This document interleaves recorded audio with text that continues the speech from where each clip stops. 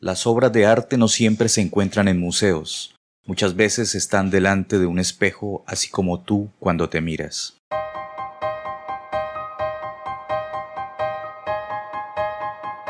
Bienvenidas y bienvenidos a un nuevo episodio de Deseducar Críticamente, un espacio donde se pretende establecer una mirada crítica a la educación desde una perspectiva liberadora y radical, entendiendo la radicalidad como una reflexión más completa y profunda posible sobre aspectos fundamentales de la educación.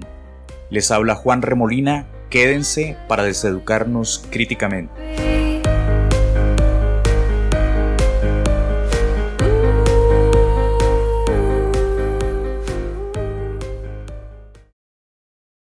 Sebastián Fernández, laborioso o labriego de la palabra, ¿no? De la narración, con quien estaremos hablando durante los próximos minutos sobre su experiencia de vida artística y su relación con la universidad. Sebastián, bienvenido.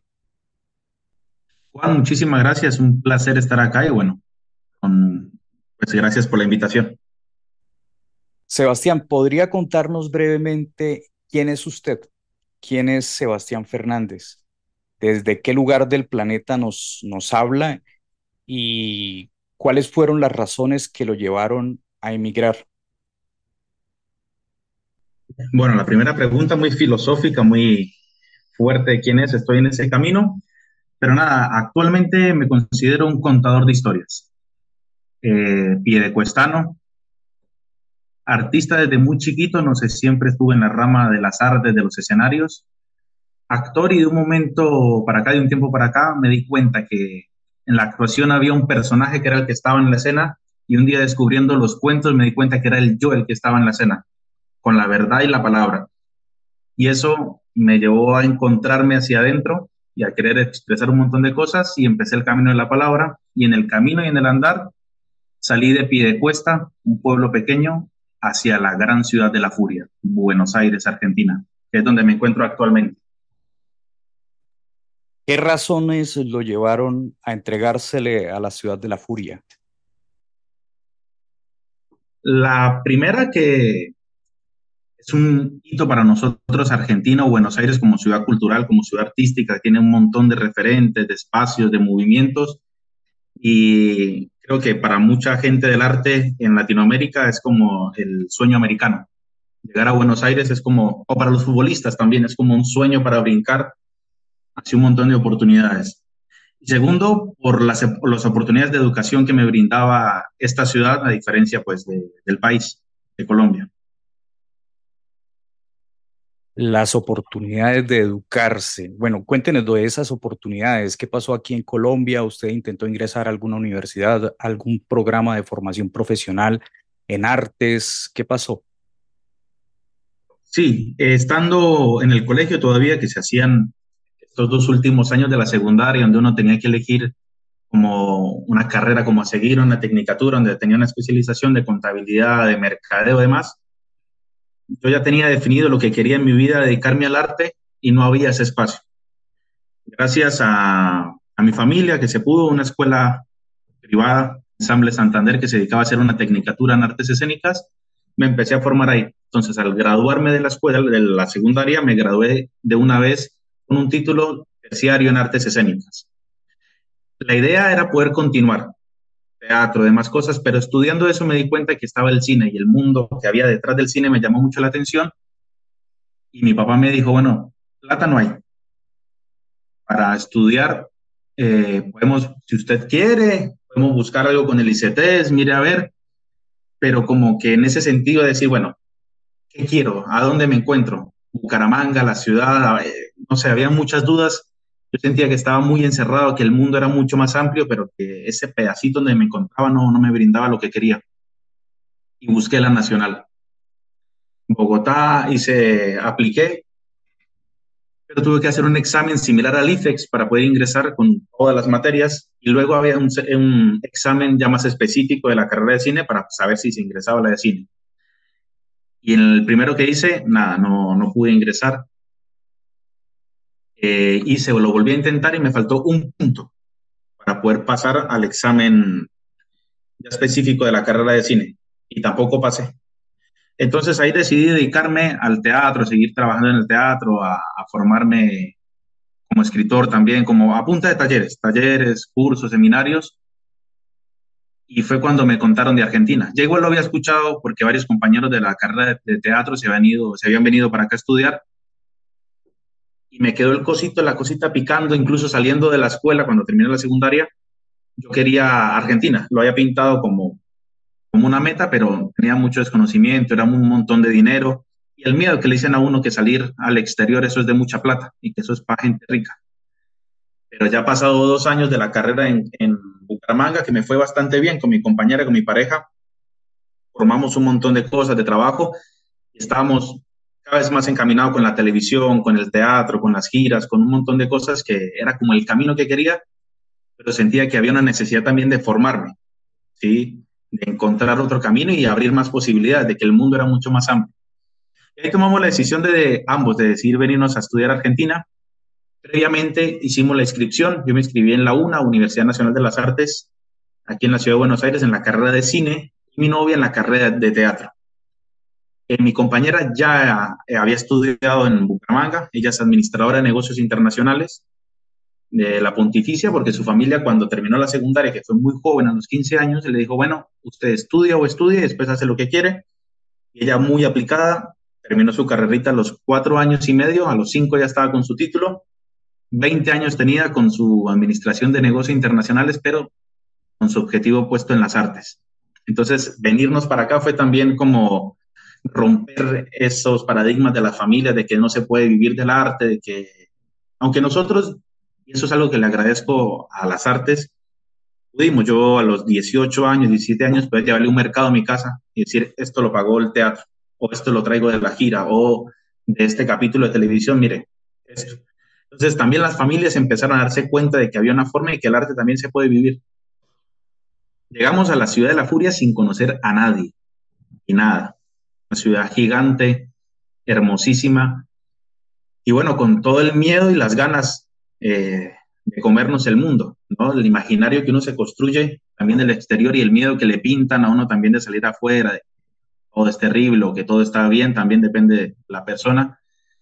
Y arrancamos. Acá hay algo previo que se llama el CBC, que es como un curso universitario, donde uno tiene 4 materias, un semestre completo, un cuatrimestre en realidad le llaman acá, en el cual uno ve ciertas materias de la carrera y es como un curso aprobatorio, pero también es un curso para saber si uno quiere o no quiere estudiar, si es lo que uno está buscando. Se aprueban las 4 materias e ingresa directamente a la carrera. En la carrera de cine es mucho más fácil, son 4 materias, hay que cursarlas, y en la del teatro eran 4 profesores que tomaban 4 puntos de vista y tomaban unas clases, y a partir de eso elegían si sí o si no. Y por concurso, o sea, según el puntaje que uno estaba adquiriendo, ingresaba. Yo pude pasar a la carrera de cine, mi compañera no pudo pasar a la de teatro, porque era muchísima gente y era más objetivo, más subjetivo, digo, perdón, del profesor, si le parecía que estaba bien o no, era más subjetivo y no era tanto como una calificación sobre algún ítem que se calificaba. Arranqué una locura porque era trabajar y estudiar. Cuántas materias, cómo era el sistema, no tenía información de la vida universitaria. Acá por lo menos la una tenía la libertad de que yo podía escribir, no sé, cine 4 sin haber visto cine 1, cine 2, encontrarme con un montón de información que la fui como encontrando a medida que me fui encaminando. Yo dije, no, pues estudiar uno puede y me meto con todas las materias, y yo tenía planeado 5 años, termino la carrera, me devuelvo para Colombia, me voy para México, mejor dicho, ya estaba con el Oscar recibido a los 25 años, era mi imaginación. Me como el mundo, sí. Pero es otra cosa, mano, cuando uno trabaja y ve las posibilidades, que bueno, tengo que estudiar y meter la fuerza, pues empecé a dejar materias con el fin de poder ingresar.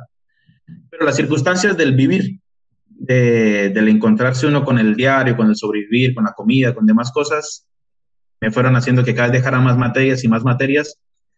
Me pareció curioso la cantidad de estudiantes colombianos que hay acá, más que todo en medicina, y en la carrera también. Pues yo le decía, pero ¿ustedes cómo hacen para vivir?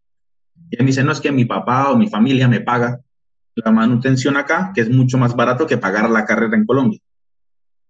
Porque aquí la educación es gratuita. Y aparte que es gratuita, te dan algún beneficio para trabajar dentro de la misma universidad. Entonces, con eso cubre los gastos de fotocopias, de cosas que tengas. Y el vivir, el alquiler, la comida, claro, no sale tan costoso.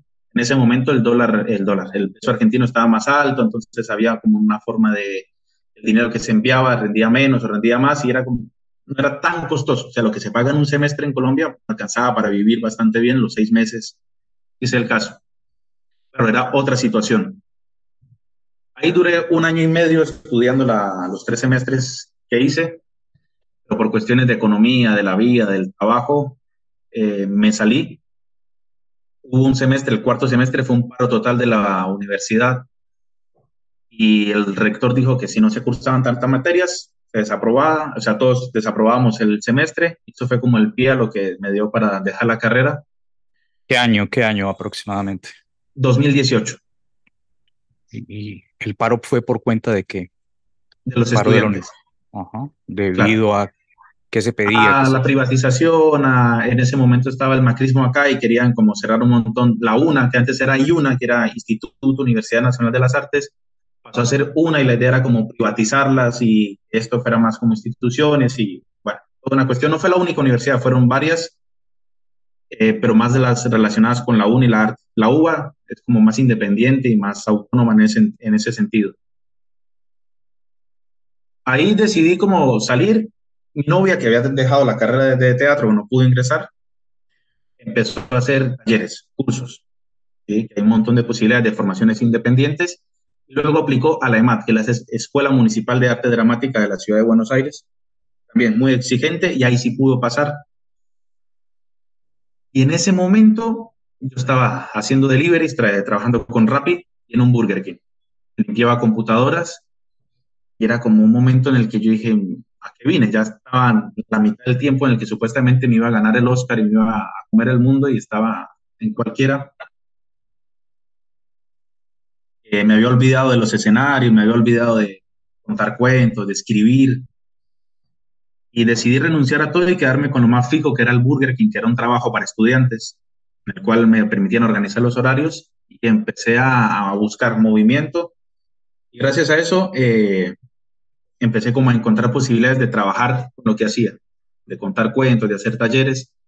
Hice un diplomado de promoción de lectura, comunidades y territorios en Colombia virtual, eso me ayudó un montón. Y para enero del 2019 me contrataron para el gobierno de la ciudad en una cuestión que hacen Buenos Aires Playa, que convierte en un sector de la ciudad como en una playa para el verano, y hacen actividades lúdicas, recreativas y en el espacio de educación. Ahí mi función era hacer espectáculos de cuentos y talleres de lectoescritura para chicos. Era como el trabajo. En Colombia había trabajado como profesor de teatro para el Teatro Libre de Bucaramanga y tenía como herramientas, pero lo mío era el escenario, el espectáculo. Fue ahí que el trabajo les gustó bastante y me propusieron trabajar como docente de escuelas públicas. Me preguntaron si tenía un título docente. Yo le dije que no contaba con eso, y además es el sistema. El sistema educativo de contratación es igual en todos lados. Entonces me dijeron, bueno, no se puede. Me llamaron 2 semanas después que, bueno, que sí, me iban a meter, pero con la condición de que me formara dentro de la escuela de ellos con temas de pedagogía y demás temas. Y ahí ingresamos. Mi novia también la habían llamado para trabajar en otro sector similar y pudimos ingresar los dos a trabajar en el programa. Trabajamos con las escuelas públicas de la ciudad de Buenos Aires, primaria y secundaria. Lo que se busca es, el programa se llama Jornada Extendida. Y es que acá la mayoría de estudiantes en la secundaria abandonan. ¿Sí? Lo que es el primer y segundo año de la secundaria hay una deserción increíble, pero impresionante de estudiantes, de chicos, porque no tienen las capacidades, no tienen los recursos, porque un montón de cosas y empiezan a dejar. Entonces, lo que busca jornada extendida, aparte de extender la jornada estudiantil 3 horas más, es dar un paso a la primaria y a la secundaria, que tengan refuerzos y puedan tener tiempo para encontrar eso que buscan y eso que quieren. Algo que admiro mucho de la educación secundaria acá, que me hubiese encantado haberlo tenido en Colombia, es que hay orientaciones. Entonces, Los chicos de último año de la primaria, en este proceso, por ejemplo, están ahora seleccionando su secundaria, si la quieren de arte, si la quieren de deporte, si la quieren de economía, si la quieren de arquitectura, de lo que usted se imagine, hay una secundaria orientada en eso. Y no es una tecnicatura, no es que los chicos van a salir con un título, simplemente que la secundaria tiene las materias curriculares, pero aparte tienen una orientación que los lleva a expresarse de lo que a ellos les gusta. Y luego hay secundarias técnicas que ya sí tienen un año más de el sexto año y ahí les dan la tecnicatura. Nuestro trabajo es ese, apoyar desde ese lugar el proceso, en mi caso, el placer y el gusto por la lectura, la escritura y la oralidad, y cómo encontrar por medio de lo lúdico, de lo recreativo, un placer por leer y contar o escribir historias. Y de paso, acompañarlos en ese proceso. Ok, ok. Bueno, por aquí hay una ambulancia, vamos a darle paso a la ambulancia, no sé si la está escuchando. No, Bueno, no, no. no, bueno, mejor.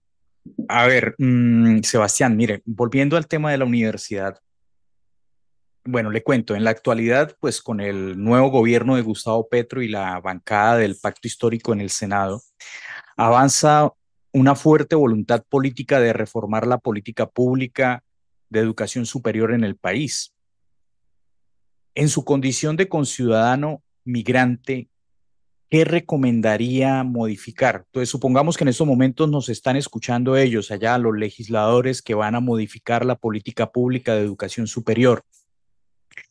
¿Qué les sugeriría a ustedes que reformaran? Para mí, para empezar con la educación pública y gratuita, universitaria, creo que lo primero es formar a los estudiantes en la secundaria, ¿sí? Que no lleguen a un mundo en el cual se encuentran que es algo que sucede acá, es encontrar a los estudiantes que tienen la posibilidad de estudiar gratis y uno los encuentra con 25, 28 años, han hecho 6 carreras, pero porque miran a ver qué les gusta y lo dejan, qué les gusta y lo dejan. Creo que eso es o sea, a pesar de que es bueno, pero siento que es un desperdicio de recursos, de posibilidades, de cupos, de matrículas. Para mí la formación viene importante en la secundaria, ¿cómo lo formamos? ¿Qué quieren? Y empezar a especializarlos de ahí y que salgan estas ramificaciones de poder encontrar la educación pública, la educación superior, digo. Creo que la formación docente también específica en hacia dónde van los docentes de la secundaria. También creo que la secundaria para mí es un paso importante, ¿sí? Pues no solamente formamos aquí y después, chao. Siento que tiene que haber un vínculo universidad-secundaria para que existan esos pasos, ¿sí? Obviamente tiene que ser gratuita, obviamente tiene que tener todas las garantías, tiene que tener las posibilidades, tiene que tener el acompañamiento no solamente de educación, sino económico. Muchos adolescentes y jóvenes a los 18 años su familia le dice, bueno, es hora de producir, de que ponga para algo. No digo regalar el dinero, pero sí encontrar formas que puedan encontrar algún recurso económico, trabajar en los centros de estudiantes, encontrar actividades que puedan reemplazar y que les puedan servir como, se puede uno dedicar a estudiar, ¿sí? Creo que eso es importantísimo, ¿no? Poder decir, me dedico a estudiar tantos años y luego me encuentro con el mundo después. Pero principal creo que es una política en la cual tiene que acompañar, hacer un puente, así como se hace de la primaria a la secundaria, un puente de la secundaria a la universidad. No podemos salir al mundo suelto solamente con un IFEX a ver qué puntaje me da y con qué puntaje puedo, qué carrera puedo elegir, que es lo que pasa muchas veces en Colombia. Si yo quiero estudiar algo, pero el puntaje no me dio, creo que hay eso, encontrar otras formas de llegar a a la educación superior desde la secundaria. Bueno, Sebastián, eso me parece muy interesante porque hace unas semanas hablábamos con un docente universitario que él hace parte de la comisión que está procurando la reforma a la política pública de educación superior y nos hablaba de articular los diferentes sistemas, las diferentes modalidades de enseñanza en el país, que no estuviera la educación superior desarticulada de la educación básica y secundaria. Y mire que con su experiencia de vida usted está apuntando a lo mismo, ¿no? Entonces, eso es algo muy valioso, pero me llama la atención la contradicción que usted enuncia que sucede en Argentina, porque en Argentina al parecer sí hay esta articulación, es decir, los chicos de la básica secundaria, las niñas de la básica secundaria, digamos que tienen una formación vocacional para que ellos vayan encauzándose hacia dónde orientar su formación profesional, pero aún así ocurre una deserción estudiantil. ¿A qué se debe eso? No sé si es el sistema del cual está hecho la secundaria. A partir del tercer año de secundaria, ellos optan sus materias como una universidad. Es decir, el sistema del tercer año, yo decido si inscribo matemáticas, inglés, química. Si quiero dejar dos materias por fuera, las dejo. Y eso hace primero que no terminen la secundaria en el tiempo estipulado. Entonces, hay muchas personas que a los 20 años, 21 años, lleven una materia de la secundaria y por eso no han podido graduarse. Entonces, ese sistema ya lleva a que se haga más extenso lo que es el estudio de la secundaria. Y de ahí a lo que, bueno, ¿qué quiero hacer? ¿A qué quiero llegar? Lo vocacional. La verdad no sé, cuarto y quinto año, ahora se está generando el mismo programa de jornada extendida, pero para esos 2 años, con el fin de que exista esto, los chicos y las chicas puedan encontrar una vocación y decir, bueno, quiero ir a esta carrera. Es algo que surgió hace 2 años, el mismo programa que con el que trabajo, pero para cuarto y quinto año de la secundaria. Porque de la cantidad de argentinos que conozco, de amigos, de compañeros, incluso en la misma universidad cuando estudiaba cine, o mi compañera estudiando teatro, cuando hizo el ingreso a la ADMAT solamente entraban 30 personas, 500 inscritos, porque era una educación muy específica. O sea, el curso de la AMAD es muy cerrado y los filtros los van. Un filtro físico, filtro teórico, filtro de talento y un montón de cosas. Y ahí mucha gente iba, no, yo entré por probar, para ver si, qué tal es el teatro, o para ver si esto es lo que me gusta o no. Entonces, y por eso están los CBC, porque son estas 4 materias para que los estudiantes prueben, conozcan si es realmente lo que quieren o no quieren. Se van perdiendo entre CBC y CBC, se pierden un cuatrimestre, 2 cuatrimestres, se hace mucho más extenso este proceso. Incluso acá la gente se sorprende cuando escuchan que a los 23 años, 21 años ya tienen una carrera, tienen la educación que tenemos en Colombia, que es más enfocada que todo es, lo terminamos y es más específico, pero porque nos cuesta. Entiendo. Sebastián, ¿cuál considera usted que serían los principales aportes que la formación universitaria hubiera podido o podría brindarle a su actividad artística? Creo que todos en particular, porque el movimiento artístico muchas veces, o el pensamiento realmente cuando se empieza a formar, creo que empieza en la universidad. Garzón decía que era la universalización del conocimiento. Y cuando uno encuentra todas estas posibilidades, en Colombia el movimiento de narración oral es universitario. La gente empieza a encontrar ahí su vocación, su pasión por las artes, no solamente desde la formación, sino desde el vínculo en el campus, en el vínculo de estar en el lugar. Creo que a mí en lo particular me faltó eso, o me falta ese espacio físico donde uno pueda compartir, sentirse parte de un lugar, sentir lo propio y decir, bueno, acá puedo desarrollar y experimentar mi performance o hacer una comunidad fuera de lo institucional para formar, no importa la carrera. Y aparte, bueno, la formación. La narración oral es un arte nueva, surgió más o menos en los 70 con Garzón Céspedes, está como empezando a formarse y a tomar fuerza. Y están empezando a dar diplomaturas, pero yo creo que probablemente puede ser un arte escénica independiente, que tenga una formación, porque mucha gente lo confunde con la literatura o con el teatro, pero es ahí, en la mitad. Creo que esa formación, ese valor se le está empezando a dar.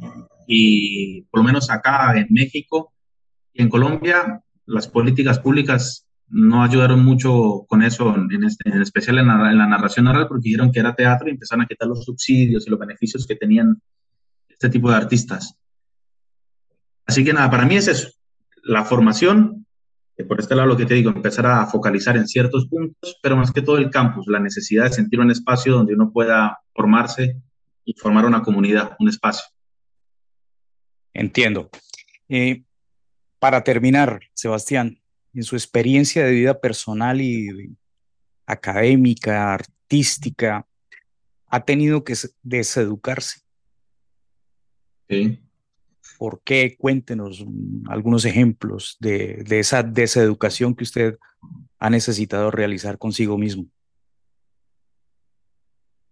Y sobre todo como profesor. A ser profesor no es, llega uno con un montón de cosas que es lo que uno conoció, vio, y enseñar teatro a la gente que quiere estudiar teatro no es lo mismo que ir a enseñar teatro en una escuela, donde los chicos tienen que tener su clase de teatro y empezar a ver que no es lo mismo la pasión del que quiere estudiar al chico que le toca por obligación estarse una hora ahí. Y en ese sentido fue como reversionar todo y empezar a que ellos mismos me enseñaran, que ellos mismos encontrar la forma en cómo enseñar. Y eso me cambió la forma. Lo mismo que cuando empecé a contar cuentos. Para mí el teatro era como mi vida y el personaje y el escenario. Y pasar del teatro a la narración fue deseducarme, cambiar completamente. En el escenario no es un personaje, sino soy yo, responsable de lo que digo, lo que siento y lo que estoy creando. Esa creo que en mi vida personal ha sido la mayor deseducación, cambiar toda la formación teatral, no cambiarla, modificarla, ubicarla para ponerla en lo que es la narración oral. Bueno, muchas gracias, Sebastián, por haber aceptado esta invitación, por haber sacado tiempo de sus actividades personales, de sus actividades profesionales allá en la ciudad de La Furia. A usted, de verdad que gracias.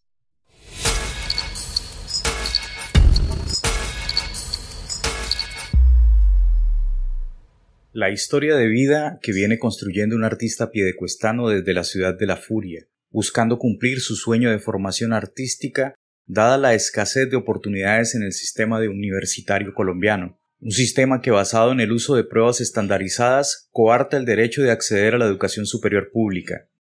El uso de la evaluación como dispositivo de violencia que limita la posibilidad de ser más fue un tema que ya tocamos en el segundo episodio de este podcast.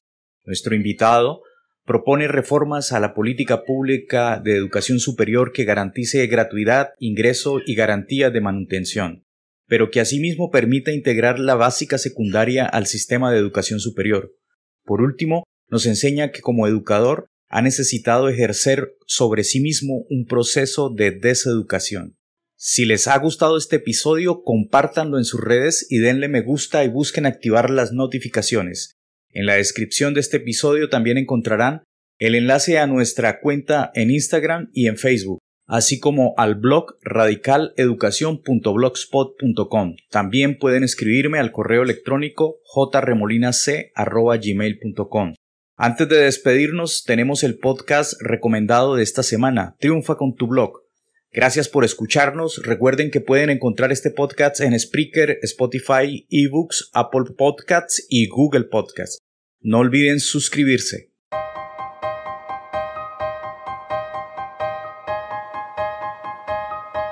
Porque la educación no es suficiente y en ocasiones peligrosa, nos vemos en una nueva oportunidad para deseducar críticamente.